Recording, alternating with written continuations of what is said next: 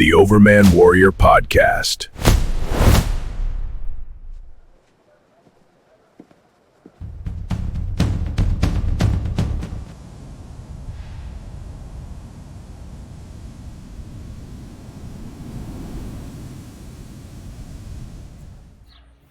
Hi, it's Rich Hoffman here. Let's talk a little bit about corporate culture and tyranny, because a lot of people tell me, well, you're part of that, aren't you? No. I said sometimes when you're good and successful, those types find themselves in your orbit by default. You don't go looking for it. I never went looking for it, ever. So, the continuation of a discussion I brought up regarding Amy Acton. And why was she so bad? Well, I happen to know on the inside, and there's a lot of discussions that have gone on the inside. There's even legislation being circled around in Columbus as we speak about this very issue. And it's kind of, and I pointed out years ago with the World Economic Forum, you have all these corporate CEOs that go there and they like to talk about, one of the problems you have among this kind of culture is the I know these guys syndrome. Well, when you know a whole bunch of losers who aren't very smart, just because they have prominent positions doesn't make them good. Doesn't make them good or wise or benefactors. So the World Economic Forum in Davos has a lot of those kinds of types. They invite them to come out. They all scratch each other's backs. They all call the same escort services and say, hey, wasn't she great? Yeah, they're low lives as far as I'm concerned. And I established the morality of that statement many other places.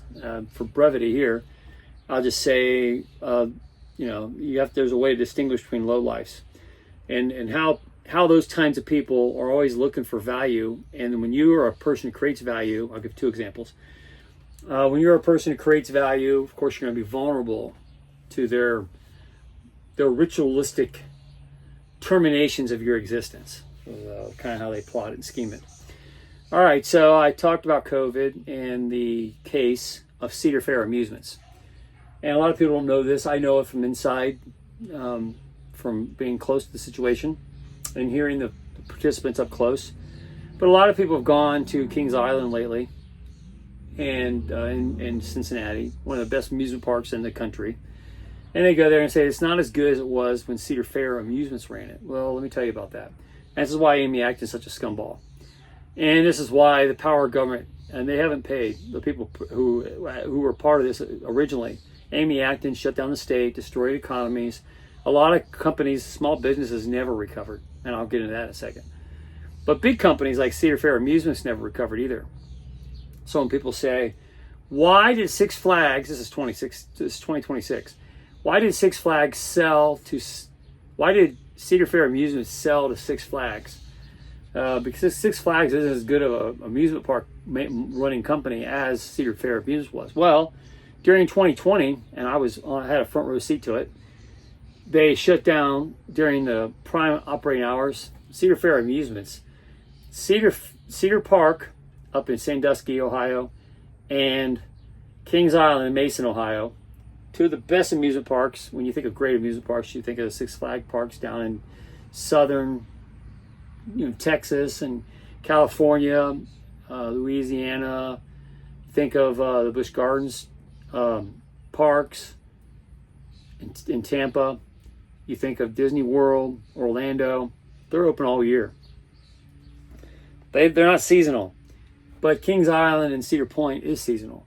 And in the middle of that seasonal opening, without thinking about it at all, Amy Acton, for the sake of protecting people with COVID, got to wear a mask, trust the experts, trust the science. She said she was the Dr. Fauci of Ohio.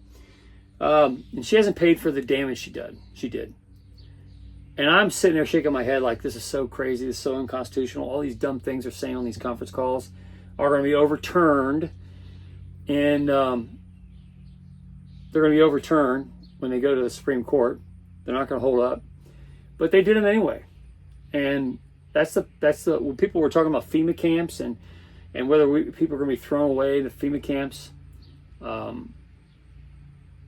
The short-term power of government is extensive, and they can do whatever they want until you are validated in a court of law. Yeah, I mean, you have to submit to, and that's one of the problems with like cops pulling you over, busting down your door. Should you shoot them when they kick in your door and they got the wrong address, or if you're being doxxed, and they call someone out to say, hey, he's got a gun, he threatened his neighbor, and they come out to investigate. They come in with guns blazing, kicking your door while you're watching Little House on the Prairie. And what are you supposed to do? Pull your gun out and shoot them because they intruded in your life. That's the dangerous when you give government too much power, and then they abuse it. So Amy Acton abused it. She destroyed Cedar Fair Amusements that year. The DeWine administration did under her advice. And Cedar Fair Amusements the next year and the year after sought a way to deal with it. So the power of government ever came after them again. They didn't get to open their parks for business until midway through 2020. And their season was already almost over. And life didn't go back to normal until a year later, June of 2021, when all the mask mandates came down, all the court cases finally hit the docket. The DeWine administration was sued and found to be wrong. So by the following year, a year later, Kings Island was able to open a business again. And I went to King. We tried it. My wife and I tried to go once during the COVID period, and you had to have like 3 spaces, and the roller coasters empty. So for social distancing, you couldn't wait in line. The lines were extraordinarily long. I had to wear a mask on hot July days. It's horrible. So revenue for Cedar Fair Amusements really dropped during the COVID year. They didn't get to reopen because their seasonal year is April through October, essentially. And it didn't take till June of the following year to reopen to normal conditions in Ohio, where and Amy Acton had long resigned under scrutiny by then. So we didn't get back to normal until June the following year. Biden was under his first year of service as the installed president. So Cedar Fair Amusements, you got a bunch of corporate types who sat around and said, how are we going to ensure our profits? Well, let's partner with somebody bigger than us so that we don't have to go through this again. So they partnered with Cedar Fair Amusements, and the story goes, they did it so they could have seasonal as a corporation. They'd have year-round revenue all of a sudden instead of being dependent on seasons. So if the power of government ever shut them down, they wouldn't shut them down in one state, and they wouldn't be able to shut them down for the entire season. So corporate behavior gives you protection from that. But now the abuses of corporate behavior, the reason why it goes bad for everybody, and why we say that's corporate, because there's a lot of socialism and Marxism that's been moved into corporate ideology, and you find it in the Human Resource Office all the time. It's in your woke human resource books, and the accusation was corporate greed is bad, and what we're going to do is turn them more into us. And it's a behind the scenes kind of effort to attack money making efforts in favor of a socialist Marxist cause. So just like a lot of the CEOs that have been hired under this new way of thinking, you don't find too many Lee Iacocca's coming out of the modern CEO movement. You find a lot of brown nosers who go to, like Larry Fink, who go to Davos and have sold America out to corporate wokeisms. And the whole plan was to turn the whole world into the kind of corporate structure that was popularized in China. It was kind of a corporate control through human resource department, company-wide communism, and they spread it through corporate culture. So it's a little bit of a gag that went on, and why would you play ball in that world, and how do I know about it, and why do I resist it? Well, I've spent most of my life fighting that corporate culture.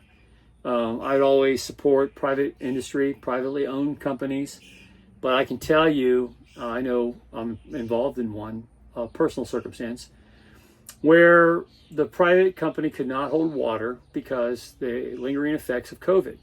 And you had a whole banking industry that came along and used the impeded EBITDA marks that a lot of private companies had. A lot of banks started pulling their notes. It took a couple of years.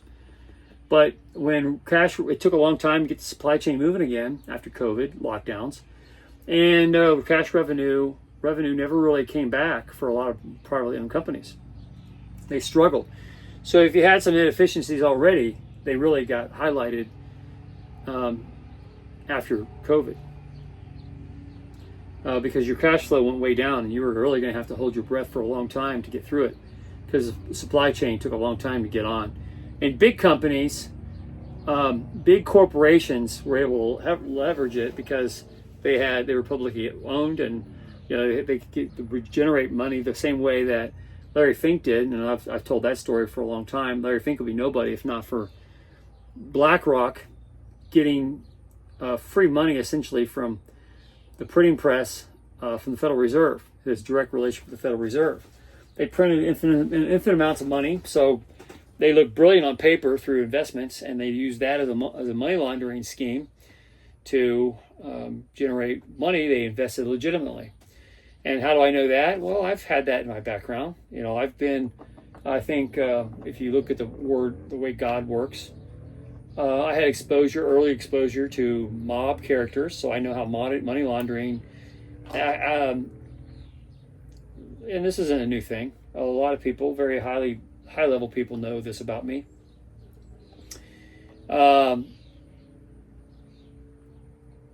Not because I went out I went on my way to find affiliations with those people, but I worked for companies that were offering quick income levels without a lot of experience, because I was fresh out of high school, and they had a low barrier to entry to get high levels of income, and they were sales oriented jobs, and I was good at sales, so it was easy for me to go in and do well. But those kinds of companies weren't your normal corporations at the time. I think of a bunch of names, and I'm not going to say them. They were the kind of companies that were being run by organized crime, because they were money laundering operations, and they were car dealerships and restaurants and things like that had a lot of non-reported income. Because on a car lot in the 80s anyway, people came in and sometimes paid cash for cars. So you still had people who paid not with a credit card; they paid with cash out of their bank account.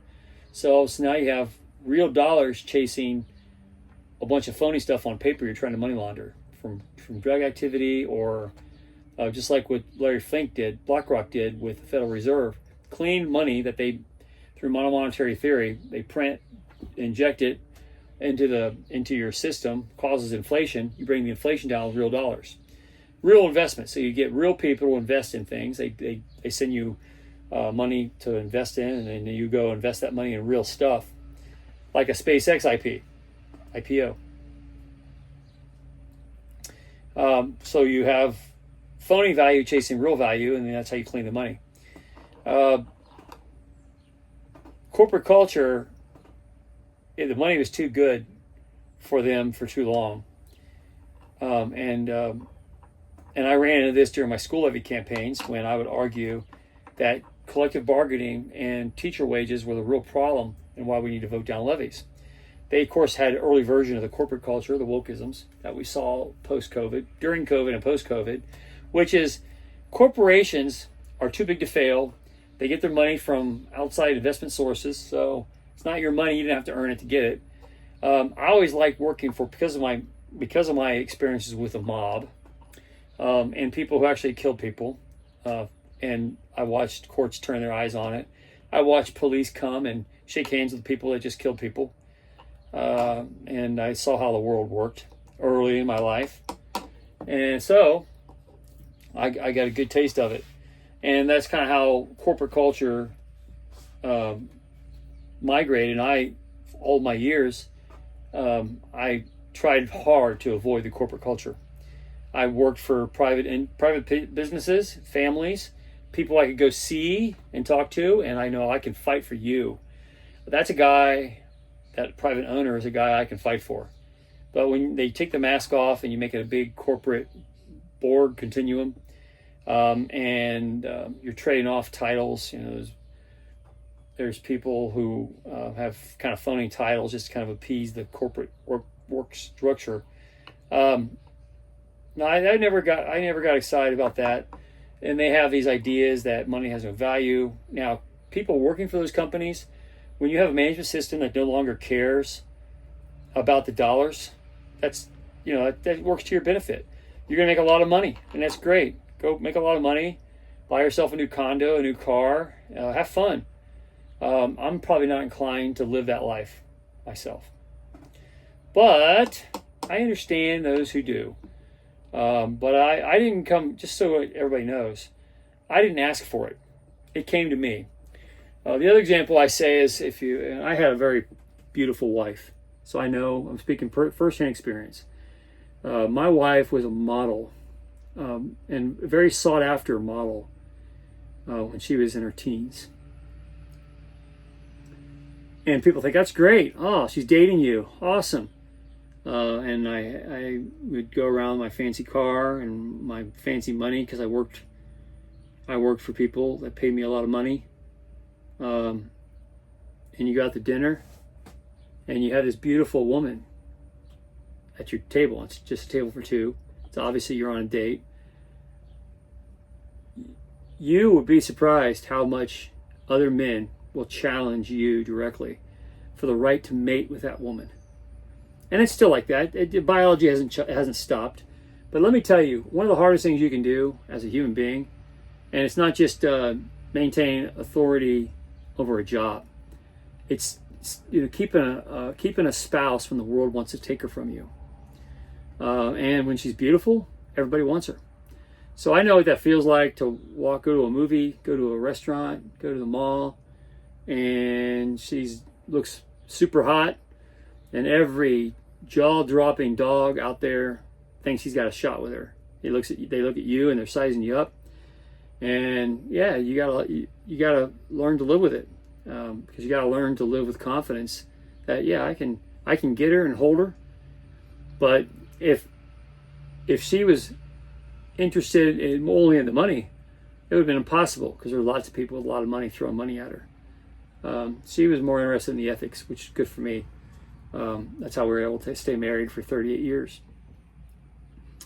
Not always easy, and it was tough sometimes to keep walking in that world. But when you have something of value, you can bet you if it's a nice house, it's a nice spouse, a nice car, someone's always trying to key it, someone's always trying to steal it, someone's always trying to take it from you, especially if it's a woman. Someone's always trying to take the woman. And in corporate culture, here's what the problem with Amy Acton is and why I hate her.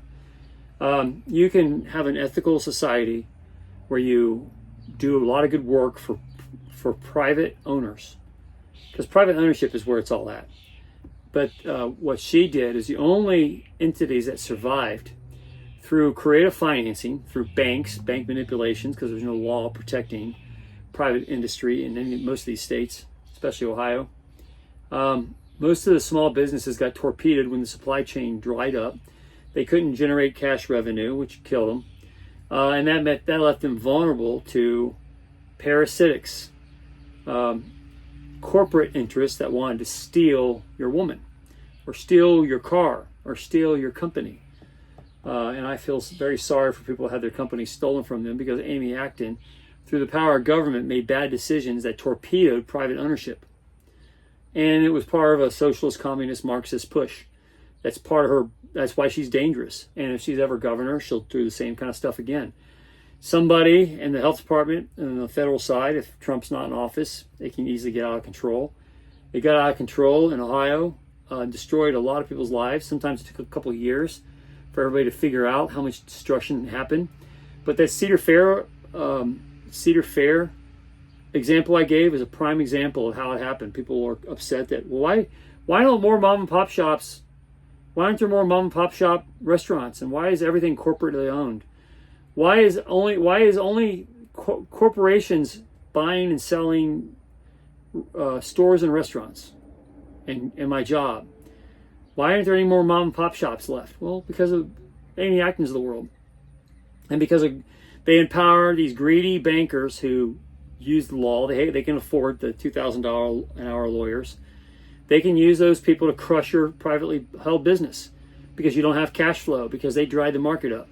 And they put the screws down on the supply chain upstream to choke you out so they could acquire you with phony money they generated because of the banks, and they crushed you emphatically. And they pour a lot of money around politics, and they have a lot of lobbyists, and that's why nothing ever gets done about it. So, look, I'm not anti-corporation. I'm just telling you a lot of corporations have bent themselves around the China model, and the China model is communism all the time, every day. Larry Fink certainly was a major advocate for that. So are a lot of people. Bill Gates certainly was, why he still had, before he lost his ability to speak because of the Epstein files. But all these guys were very parasitic and caused a lot of trouble in the background. And why? Well, because the goal was communism always, and they were going to put it in. They were going to crush the privately held companies. It's all about gaining control over the means of production, and the Marxist communist movement in the United States was to do that through corporate takeovers, not through privately owned, because they couldn't get to privately owned company owners. Everything went corporate. Everything got publicly traded. That's why Elon Musk was so hesitant to publicly trade SpaceX stock, because SpaceX was magical and good when it was privately owned. A lot of people were very upset when some of the, like Marvel and Lucasfilm and those big companies were bought up by Disney. I was hopeful that it would work out, but it was the same old corporate crap that went on everywhere. You had Bob Iger going out there talking about global citizen movement. How do I know a lot about it? Because I have friends, very good friends, who are in the media business, who got jobs at Disney World. And why they get jobs at Disney World? Because they were, I'm not disparaging them. I told them at the time, I understand. You're newly married. You've got a very hot wife. I was invited to the wedding. She's gorgeous. But you know what? You've got to maintain well above six figures. You got to do the upper six figures for a long time to make a girl like that happy. And how do I know? I've been there. I've been there. I've done it. I know what it's like. I know how hard it is to go out to dinner with a very beautiful woman on your arm. And I knew when he invited me out to dinner with her, and with me, it's always safe, never a problem.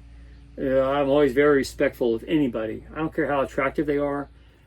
I am excessively respectful of people who decide they want to tie the knot, because creating a family, there's no more noble enterprise than that. But taking private ownership over your children and the creation of a family, and not punting it to some public education system, those are the ways to get there. And the public education system is just another aspect of corporate takeovers in the United States. The communist teachings that they have. It's the human resource handbook that you find in all corporations.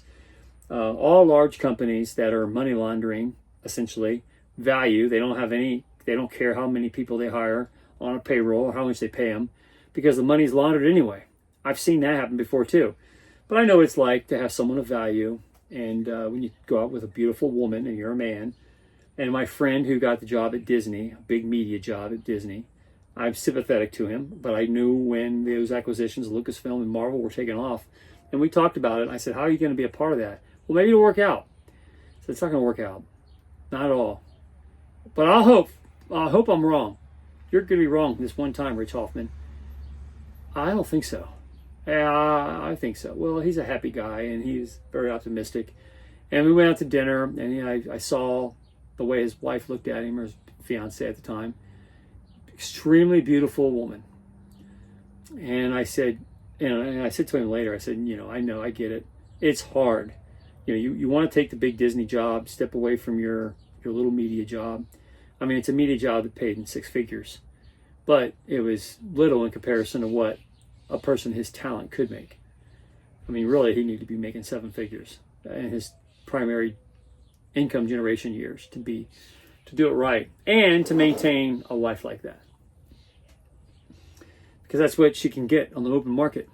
A beautiful wife can pretty much get any man she wants.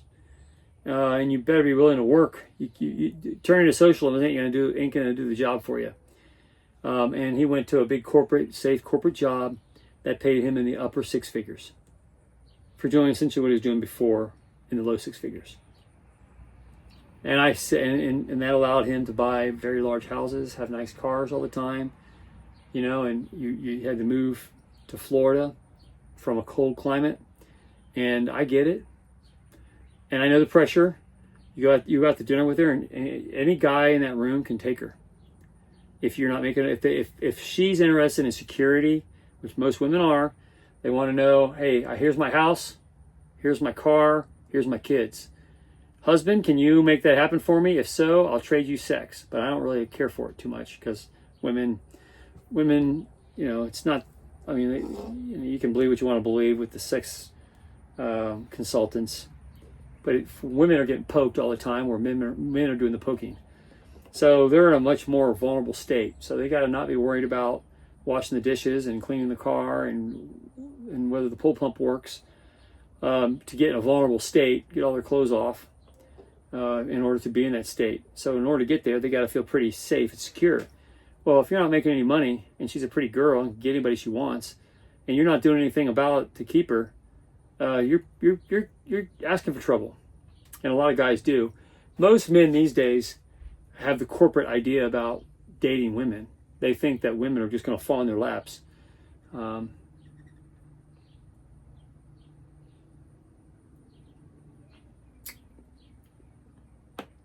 I'm thinking about something. We went to get fireworks, and my oldest grandson, who's a teenager now, and he's thinking about these things.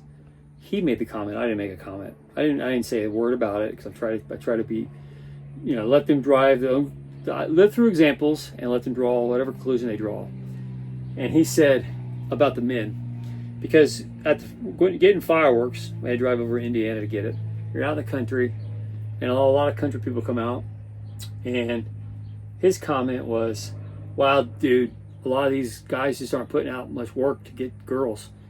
The girls are wearing their short shorts, they're putting on makeup, they're dressing up to go out into public to look good for their men.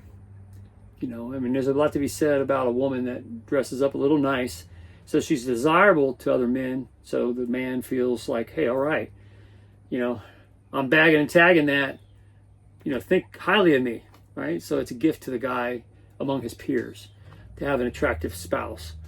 But then it's another thing when that attractive spouse is being shopped by every guy that thinks, hey, I can do better than him. I'm going to take her from him. That dog-eat-dog capitalist world has migrated into, well, make everybody ugly and crappy, get rid of that whole capitalist system so that men aren't working hard to get women, so women won't dress themselves up to get good men, so that all of us but ugly women don't have to feel bad about how ugly we are. That's your corporate culture right there. And that's what we're seeing. And that's why corporate culture is bad, because it takes away the incentives for everything. And I like the private industry where incentives mattered and doing good work for good people mattered. But state of Ohio under Amy Acton and her work under the DeWine administration took that away from private ownership. Banks capitalized on it, shut down a lot of businesses, and a lot of companies went the way that Cedar Fair Amusements did. They said, you know what? We don't want to go through another year like we did in 2020 and 2021. So let's partner up with Six Flags, even though they're not as good of a company as we were. They're open all year, and there's continuous revenue streams because they stay open all year in Dallas, in Florida, in Louisiana, and California.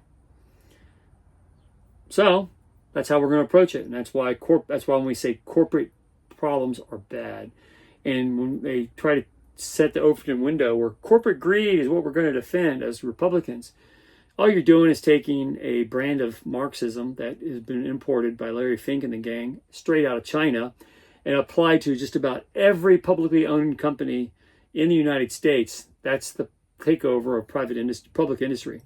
That's the means of acquiring a takeover of the means of production, which is a Karl Marx, Engels strategy. And that's where it comes from. And that's why corporate behavior is bad. And no, I didn't sign up for it. If you have something of value like having a beautiful wife and you build a beautiful company, you can bet you're going to have those jaw-dropping dogs sniffing at your door, trying to steal everything from you. Because they don't want to work out and make it themselves. They want to steal it from you because you made it. And, I didn't ask for it. It always comes to me. I go out there and make it. And this isn't just a recent thing. This is over the last 40 years of my life. I go out and I make valuable things and people want to take them. And then you got to define, well, how much am I going to defend? And to what extent do I want to defend it?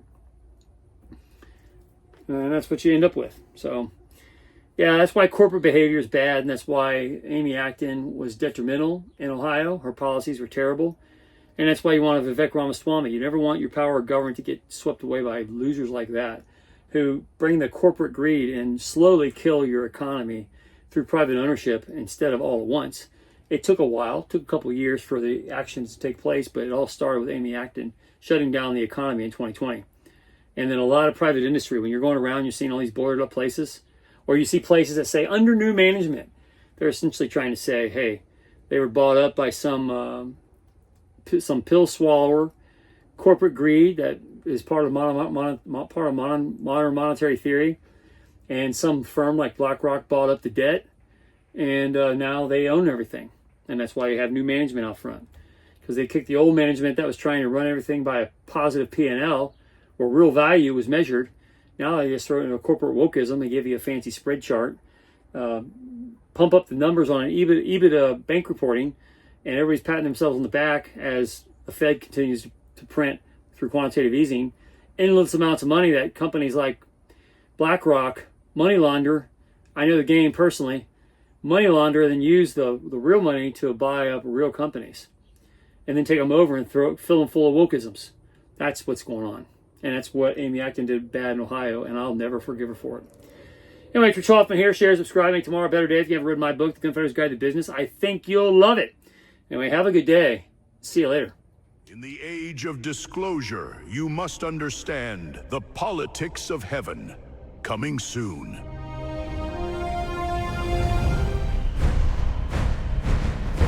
Coming soon, the politics of heaven in 2027.